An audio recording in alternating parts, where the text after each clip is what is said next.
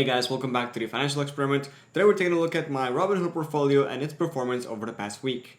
So in the day, it looks like we're down about $1,000, and over the week, we are also down almost $2,000. However, this is a special 1 month anniversary because this is the 4th week in a row that I've done these updates. So for the month, let's take a look. It does look like I'm up for the month, almost $4,000. One of the things I like to do when I'm down a little bit, say this week I'm down almost $2,000, is I like to scale it back and look at the big picture. And you know, if I were to be sad over this, that's not something to be sad about. It's just a small little dent in the overall profits, and it may go down even more, and that's fine. You know, I'm actually very excited because Facebook, for me, I'll buy Facebook under $200 all day. And let's see. What else? Nvidia. I want Nvidia to go down. Disney. If Disney goes below $100, I'll buy that. Square is way too expensive still. I think a lot of the stocks are still overvalued. So I'm kind of relieved because I've been itching to buy some stocks, and I have not been buying stocks recently because I thought they were overvalued. All right, so let's take a look at what's been going on over the past week. So Tesla has kind of stayed pretty sturdy actually over the past week. It's hovered around the $1,000 mark, and I kind of expect Tesla to do that over the next couple of months. I don't think it's gonna go really high above $1,000, and I don't think it's gonna go really down below $900. I think that $800 would be the bottom.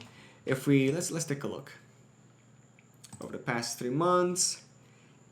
Yeah, I don't think it's gonna go further down below $800. Now I could be wrong.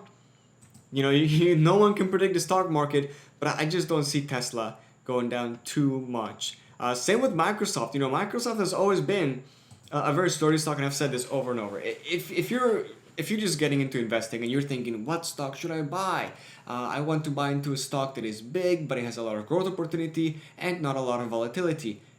Man, is Microsoft the stock to buy. I was telling my friend who just got started in investing. He just invested his first $500, and I told him buy a share of Microsoft, because even when the stock market is bleeding, Microsoft usually does not bleed that much. All right, so moving on to my REITs. Actually, my REITs were down a lot, and they're a big reason why I'm down so much over the past week. In fact, they're the only reason why I'm so much down over the past week. If you look at my profits for MFA, look, 0.9%. That was not the case a couple of days ago. I was up like 30-40% on MFA just 1 or 2 weeks ago.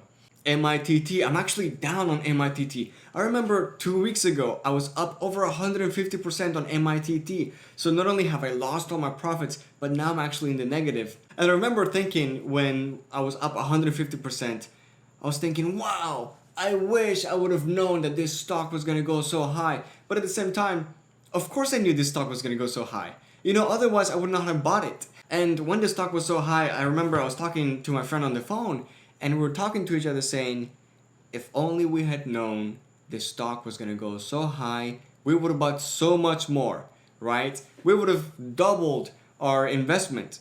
Well, now we know. Now we know that once things get back to normal, this stock is going to go so high. And now we're in this moment where we're able to add to our position. And sure, it's scary now because, you know, it's red and it's gone down, wow, so much, and the stock market is scary, and the virus, oh no.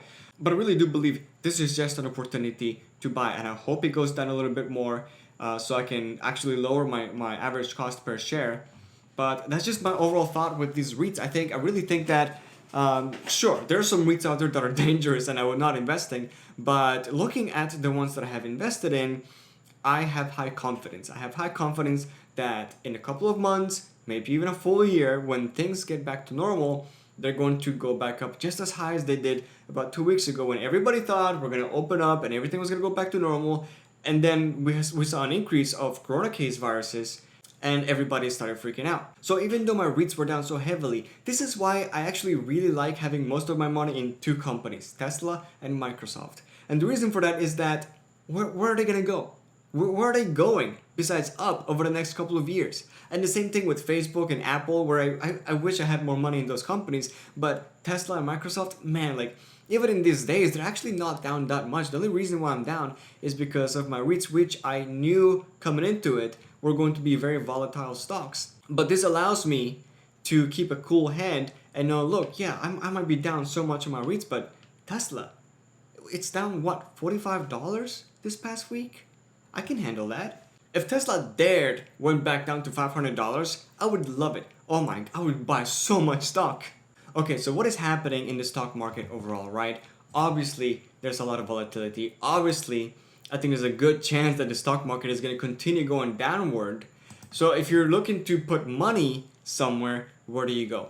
Well, if you're beginning to invest, right? If you're a beginner, you probably don't want to take a lot of risks, which is why I preach Microsoft. And I know I've said this so many times before, but Microsoft, Facebook, Apple, Tesla even, and all. Some people recommend Tesla as like a spec stock. I really don't know why some people still consider Tesla to be a spec stock. I would consider Tesla to be very sturdy. They're releasing new cars and they're outselling all of their competitors in their respective sector. So if you are new to investing and you have to spend money today, right? If you can't wait to see the market go down a little bit more, I would recommend Tesla, Microsoft, Facebook, and Apple. There's a reason why I have them up on my upper right, ranked on the first. They're the first ones that I want to look at.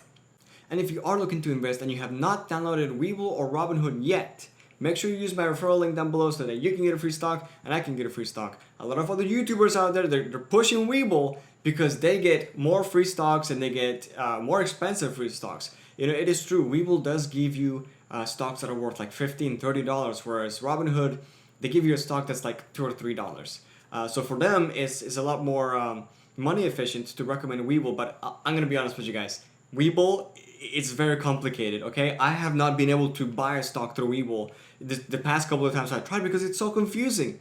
So if you're starting out, I'm not going to tell you not to use Webull and not to use my referral link because yeah, of course I want the free stocks, but I highly recommend starting out with Robinhood first. It's easier to use, it's more mainstream, it's not perfect, but for someone who's just starting out, I think it is the superior brokerage.